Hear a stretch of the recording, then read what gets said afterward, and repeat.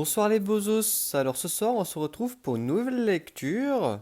Donc on se souvient de Paige. En fait, elle a subi un truc super violent quand même. On espère que ça va aller mieux là pour la suite. Bon, on se retrouve ce soir pour le chapitre 12 qui s'intitule Une fièvre. La pièce était sans dessus-dessous. Des objets brisés jonchaient le sol au milieu des éclats de verre. Un rideau avait été à moitié arraché à sa tringle et des taches jaunâtres luisaient sur le sol, incrustées dans les fibres de la moquette. J'avançai à pas prudents. La bougie sur le bureau avait été mouchée, de même que les lampes à pétrole. Il faisait froid, il faisait un froid mortel. L'éther était omniprésent. Je restais sur mes gardes, prête à balancer mon esprit contre tout assaillant potentiel. Les teintures, les tentures avaient été tirées autour du lit. Un autre territoire des rêves s'étendait derrière. Un rêve, songeai-je. Je me dirigeai vers le baldaquin. Dès qu'il fut à portée de main, je tâchai de réfléchir posément à ce que je m'apprêtais à faire. Je savais que le gouverneur se trouvait là, mais j'ignorais tout de son état. Il pouvait aussi bien être blessé qu'endormi ou mort. Je n'étais pas certain de vouloir connaître la vérité. Je rassemblai tout mon courage, je serrai et desserrai les doigts plusieurs fois avant d'attraper le tissu. Je tirai dessus d'un coup sec. Il était avachi sur le lit, aussi immobile qu'un cadavre. Je grimpai sur les couvertures pour le secouer. Gouverneur! Rien. Je m'assis sur le matelas. Il m'avait explicitement spécifié que je n'avais pas le droit de le toucher, que je n'étais pas censé l'aider dans ce genre de situation. Mais cette fois-ci, les dégâts semblaient considérablement plus importants. Sa chemise était inondée. Je voulus le retourner, mais fus incapable de soulever ce poids mort. Je voulus m'assurer que son pouls battait encore, quand sa main jaillit de nulle part pour me saisir le poignet. Toi! Déclara-t-il d'une voix rauque et pâteuse. Qu'est-ce que tu fais ici? Je. Qui t'a vu entrer? Je me figeai. Le concierge de nuit. Qui d'autre? Personne. Le gouverneur se redressa sur un coude. Sa main, libre, toujours gantée, alla se poser directement sur son épaule.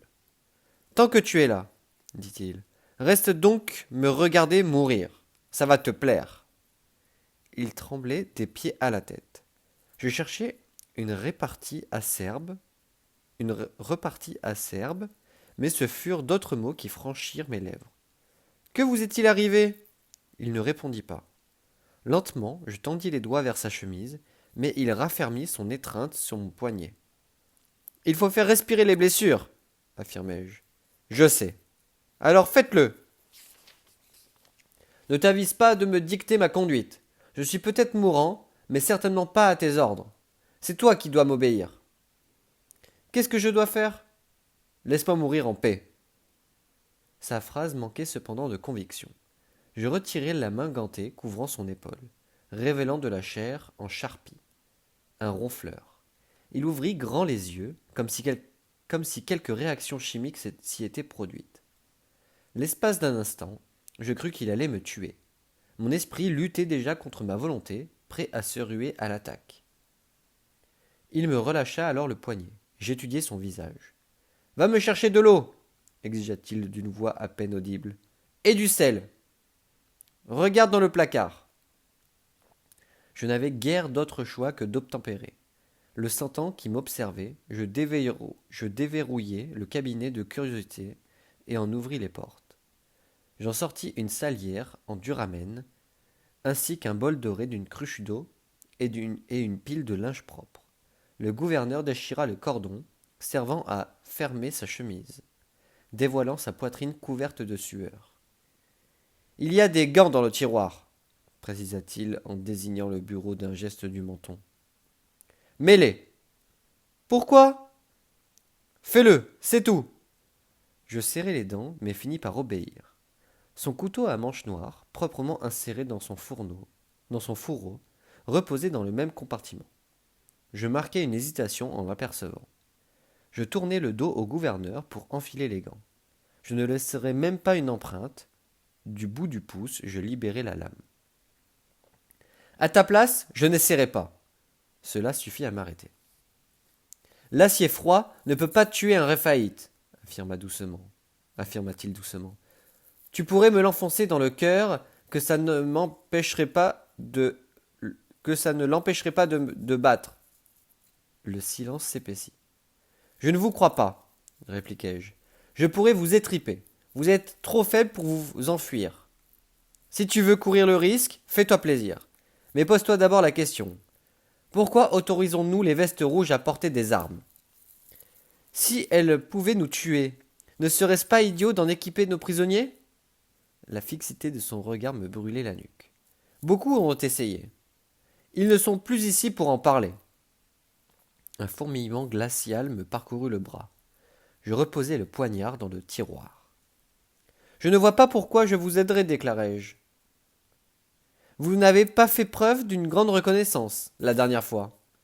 Je passerai l'éponge sur le fait que tu aies voulu me tuer. L'horloge de parquet battait au rythme de mon pouls. Je finis par jeter un coup d'œil par-dessus mon épaule. Il soutint mon regard, même si la lueur faiblissait dans ses prunelles. Je traversai lentement la pièce et vins disposer les objets sur la table de chevet. Qu'est-ce qui vous a fait ça? M'enquis-je. Tu le sais. Le gouverneur s'adossa à la tête du lit en contractant la mâchoire. Tu as fait tes devoirs? Un émite. Oui. Cette confirmation me glaça les sangs.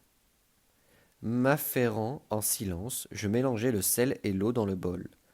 Il me regarda faire. J'immergeai un carré de tissu dans le liquide, puis je l'essorai avant de me pencher sur son épaule droite. La vue et l'odeur de la plaie me firent reculer brusquement. C'est nécrosé, constatai-je. La blessure avait pourri, prenant une teinte sombre. Un fluide grisâtre en exudait. Sa peau était chaude comme de la braise. Sa température corporelle devait être 2 fois plus élevée que celle d'un humain, si bien que je la sentais même à travers les gants. La chair autour de la morsure commençait à mourir. Il me fallait un fébrifuge. Je connais pas ce mot-là. Fébrifuge. Je n'avais pas de cette quinine que Nick utilisait pour nous faire tomber la fièvre. Il était facile d'en dégoter dans les bars à oxygène.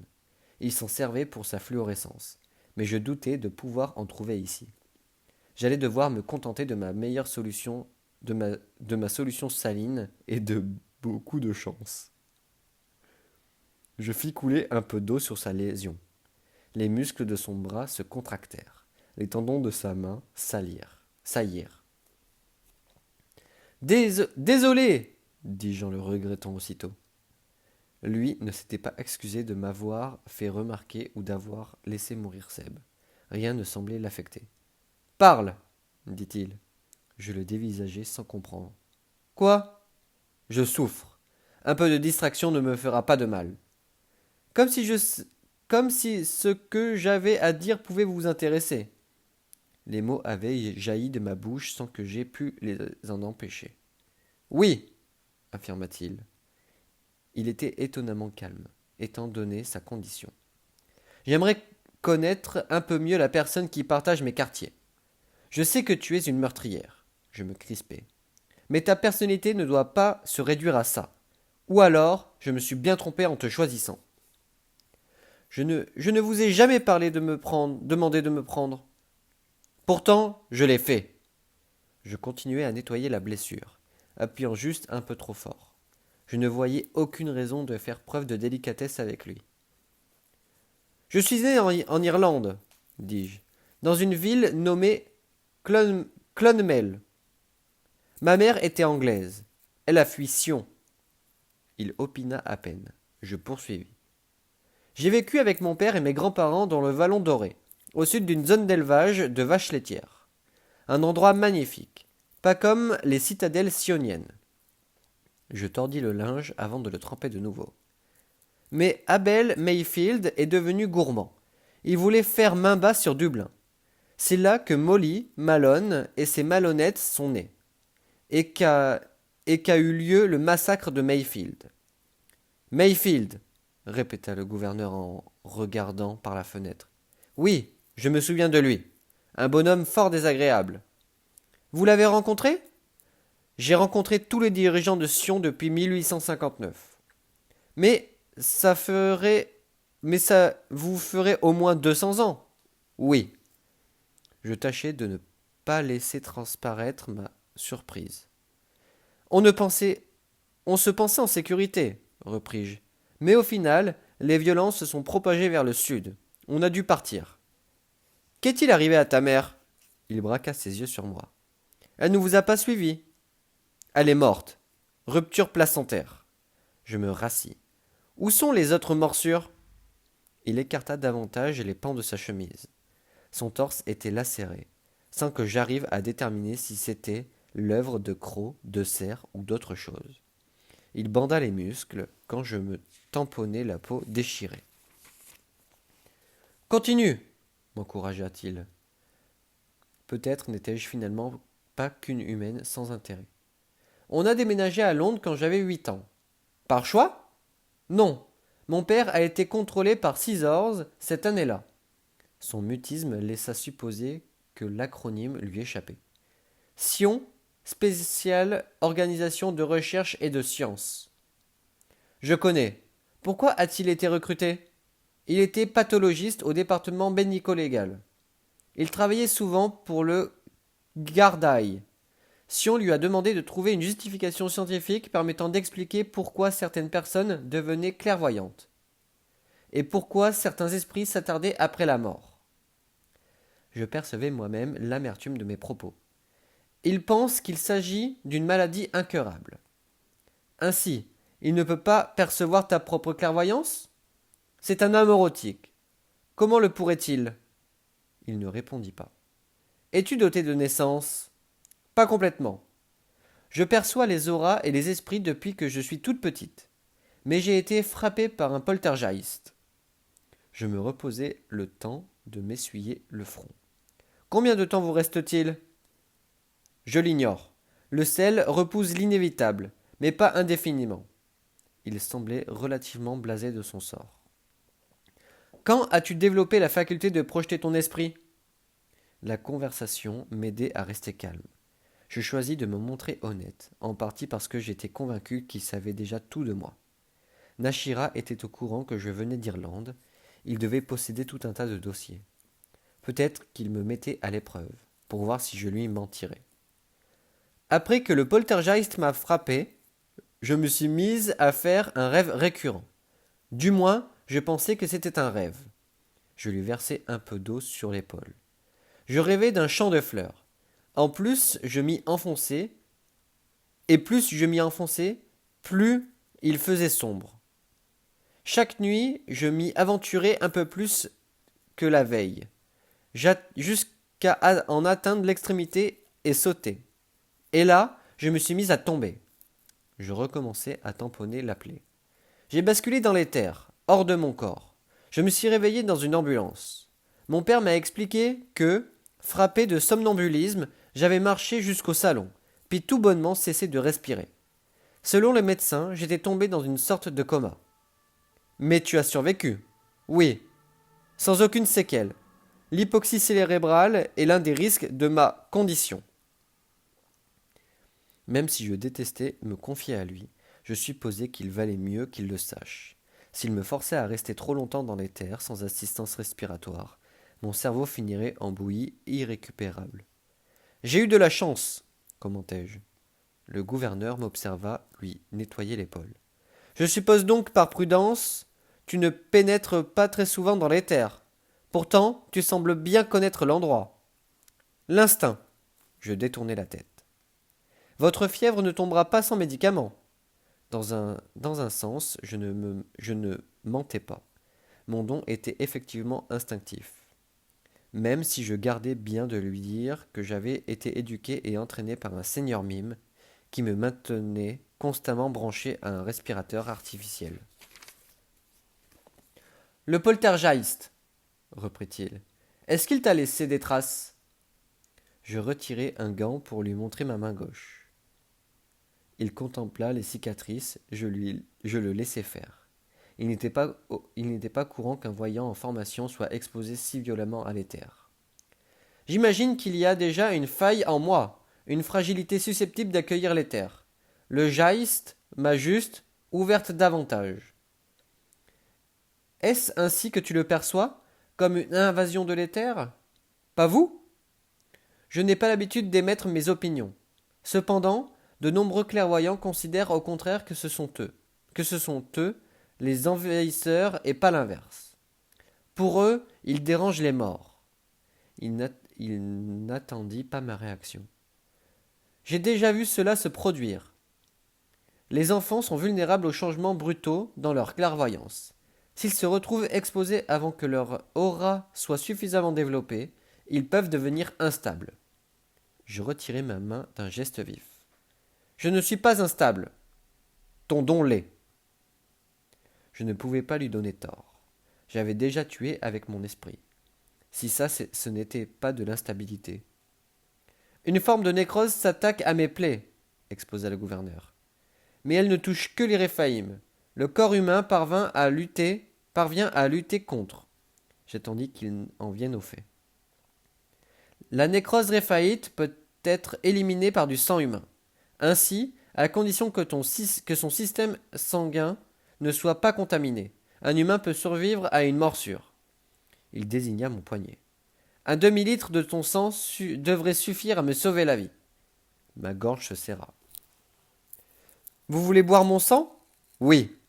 Vous faites quoi? Une sorte de vampire? Vous êtes quoi? Une sorte de vampire? Je n'aurais jamais pensé qu'un citoyen de Sion ait entendu parler des vampires.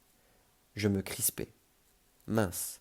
Seul un membre éminent de la pègre pouvait avoir accès à ce genre de littérature surnaturelle. Dans mon cas, il s'agissait d'une terreur de gare.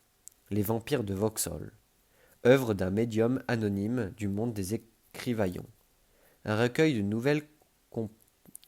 nouvelles compensant le manque de littérature intéressante disponible à Sion, tournant tout autour des légendes, de l'au-delà.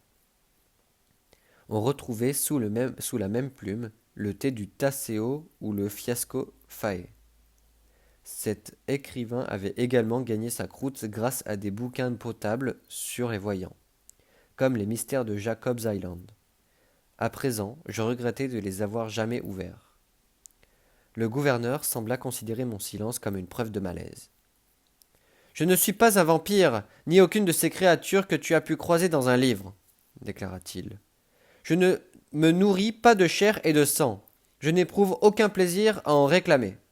Simplement, je suis mourant, et il se trouve que seul ton sang, vu la nature de mes blessures, peut me soigner. Vous n'avez pas l'air sur le point de claquer. Crois-moi, c'est pourtant le cas. Je ne voulais pas savoir comment il s'était rendu compte que le sang humain pouvait vaincre cette infection. J'ignorais même si c'était la vérité. Et pourquoi devrais-je vous faire confiance? L'interrogeai-je.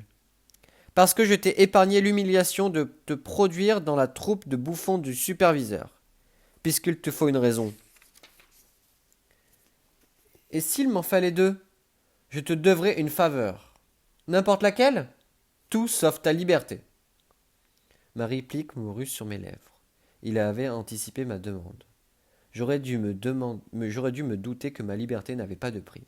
Cependant, qu'il ait une dette envers moi, n'en avait pas non plus. Je ramassai un éclat de verre sur le sol, un reste de fiole, dont je me servis pour entamer le poignet. Quand je lui tendis, il rétrécit les yeux. Allez-y, déclarai-je, avant que je ne change d'avis. Le gouverneur me considéra pendant un long moment, tentant de jauger mon expression. Puis il plaqua mon avant-bras contre sa bouche. Sa langue parcourut la plaie.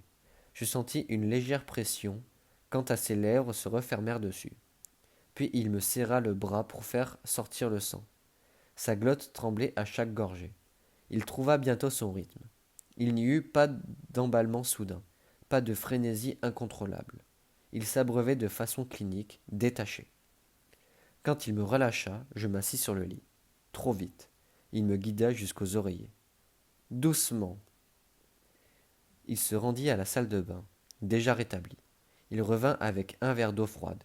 Il me passa un bras derrière le dos et m'aida à m'asseoir, me soutenant au creux de son coude. Je bus. Il avait légèrement sucré l'eau. Est-ce que Nashira est au courant demandai-je. Sa mine s'assombrit. Elle, elle t'interrogera. Elle t'interrogera peut-être sur mes absences et mes blessures, répliqua-t-il. Donc, elle l'ignore? Pas de réponse. Il appuya ma nuque sur de lourds coussins de velours, s'assurant que ma tête était bien maintenue. La nausée s'éloignait, mais mon poignet saignait toujours. Quand il s'en rendit compte, le gouverneur alla chercher un rouleau de gaz sur la table de chevet. Ma gaz. Je reconnaissais l'élastique avec lequel je l'avais attaché. Il avait dû la trouver dans mon sac à dos. Le simple fait de l'imaginer fouiller dans mes affaires me fit froid dans le dos. Cela me rappela mon opuscule disparu. L'avait-il également récupéré? Il me saisit le poignet. Ses impressionnantes mains gelées bandèrent ma blessure avec une délicatesse surprenante. Sans doute sa façon de me remercier. Une fois que le sang eut fini d'imbiber le tissu, il maintint le pansement en place à l'aide d'une épingle et me posa sur le bras sur la poitrine. Je ne quittai pas son visage des yeux. Apparemment, nous sommes dans une impasse, dit-il. Tu sembles avoir le chic pour me trouver dans une fâcheuse situation. Je m'attendais à ce que tu te plaises à me voir affaibli. Pourtant, tu m'offres ton sang. Tu penses mes blessures. Quelles sont tes motivations? J'aurais peut-être besoin d'un service un jour.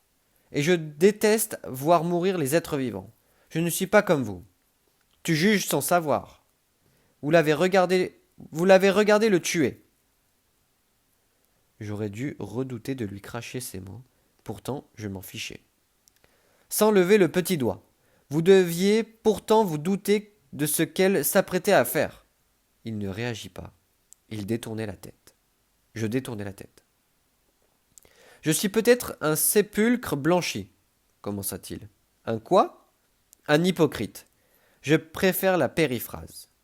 Tu me penses peut-être mauvais, mais je n'ai qu'une parole. Et toi? Où voulez-vous en venir? Les événements de ce jour ne doivent jamais s'ébruiter. J'aimerais savoir si tu peux tenir ta langue. Pourquoi le ferais-je? Parce que cela ne t'avancerait à rien de le crier sur tous les toits. Ça me débarrasserait de vous. Je crus voir ses yeux changer de couleur. Oui, ça te débarrasserait de moi, confirma-t-il. Mais ça n'arrangerait pas ta situation. Soit tu te retrouverais à la rue, soit l'on te confierait à un autre gardien. Et tous ne sont pas aussi permissifs que moi. Selon la loi, j'aurais pu te battre à mort à de nombreuses reprises pour diverses choses que tu m'as dites ces derniers jours. Toutefois, j'ai conscience de ta valeur. D'autres ne s'en rendraient pas forcément compte. J'ouvris la bouche pour répliquer, mais mes paroles s'évaporèrent. Il avait raison. Je ne voulais pas d'un autre gardien. Pas s'ils ressemblaient tous à Tuban. Vous voulez donc que je garde votre petit secret? Je me frottais les poignets. En échange de quoi? Je m'efforcerai de te maintenir en vie. Il existe un nombre incalculable de façons de mourir par ici, et tu ne fais rien pour les éviter. Il faudra bien que j'y passe un jour ou l'autre. Je sais ce que Nashira attend de moi. Vous ne pourrez pas me protéger d'elle. Peut-être pas éternellement. Mais je présume que tu aimerais survivre à tes tests. Dans quel but? Afin de prouver ta valeur. Tu n'es pas une trouillarde. Tu peux apprendre à te battre. Je n'ai pas envie de me battre. Bien sûr que si, tu as ça dans le sang. L'horloge carillonna dans le coin de la pièce. Avoir un allié ref était contre nature. Contre nature en... D'un autre côté, cela accroîtrait considérablement mes chances de survie. Il pouvait m'aider à obtenir des choses, à tenir le coup suffisamment longtemps pour trouver un moyen de fuir à cet endroit. D'accord, dis-je. Je ne le répéterai à personne. Mais vous me devez encore un service, m'empressai-je. d'ajouter en brandissant mon poignet bandé pour le sang. Alors, alors que j'achevais ma phrase, la porte s'ouvrit à la volée. Une rêve, une rêve pénétra en trombe dans la chambre. Pléone sua l'au-sein. Elle considéra d'abord l'état de la pièce, puis se tourna vers moi, et enfin vers le gouverneur. Sans un mot, elle lui lança un tube vacuténaire qu'il attrapa d'une main. Je l'observai avec circonspection. Du sang, du sang humain. Un petit triangle gris lui servait d'étiquette. Un numéro était inscrit dessus. A 19, amorotique 14. Seb. Je regardai le gouverneur. Il inclina la tête comme si nous venions de partager secrètement quelques informations. Un sentiment de révulsion m'envahit brutalement. Je me levai. Encore étourdi d'avoir perdu tant de sang, je gravis avec peine les marches menant à ma prison. Eh ben, merci les bozos de m'avoir écouté. C'était pas facile comme lecture parce que je suis complètement fatigué et puis j'ai la flemme de faire une autre lecture. Donc on se contentera de ça pour ce soir. Bon, je vous souhaite une excellente soirée. Appréciez quand même l'épisode. Et puis on espère que Paige va se rétablir de la perte de son sang. Bah merci, passez une excellente soirée. Au revoir.